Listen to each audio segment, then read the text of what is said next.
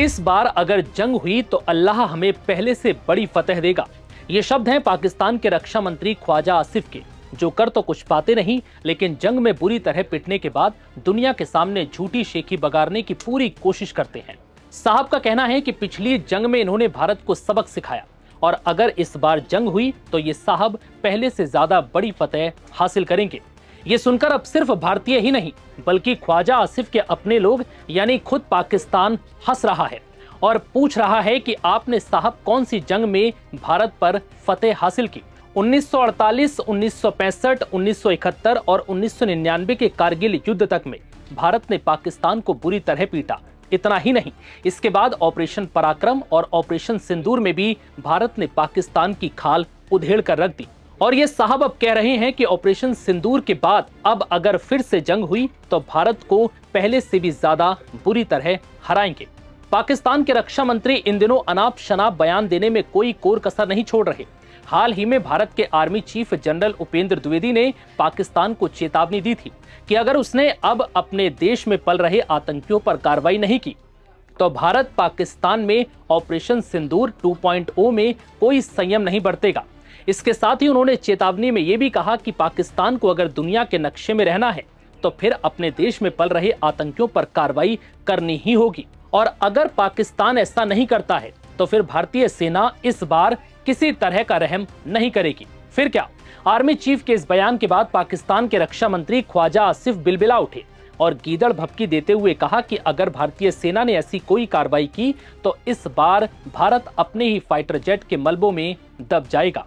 दरअसल ख्वाजा आसिफ ने एक बार फिर जंग की आशंका जताई है। पाकिस्तानी न्यूज चैनल समा टीवी से बात करते हुए उन्होंने कहा कि इतिहास इस बात का गवाह है कि भारत कभी एकजुट नहीं रहा। औरंगजेब के शासनकाल को छोड़कर वो कभी भी एक मुल्क नहीं रहा।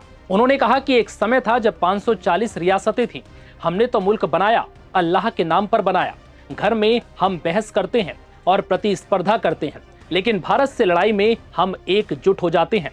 ख्वाजा आसिफ आगे कहते हैं कि मैं तनाव नहीं बढ़ाना चाहता, लेकिन युद्ध का खतरा वाकई में है और इससे इनकार नहीं किया जा सकता। उन्होंने आगे कहा कि अगर युद्ध की नौबत आई तो अल्लाह हमें पहले से ज्यादा बड़ी फतह देगा। पाकिस्तान के रक्षा मंत्री ख्वाजा आसिफ के इस बयान से ये तो साफ झलक रहा है कि उसे अपने देश पर हमले का डर है। ऐसे में डर के कारण ख्वाजा आसिफ अनाप शनाप बयान देने से नहीं चूक रहे, क्योंकि वो जानते हैं कि भारत के खिलाफ पाकिस्तान कुछ कर तो सकता नहीं, लेकिन ऐसे बयान देकर माहौल जरूर बनाया जा सकता है। और ये बयान ख्वाजा आसिफ का डर साफ बयां कर रहा है। दरअसल पाकिस्तान भारत के खिलाफ साजिश रचने से बाज नहीं आता।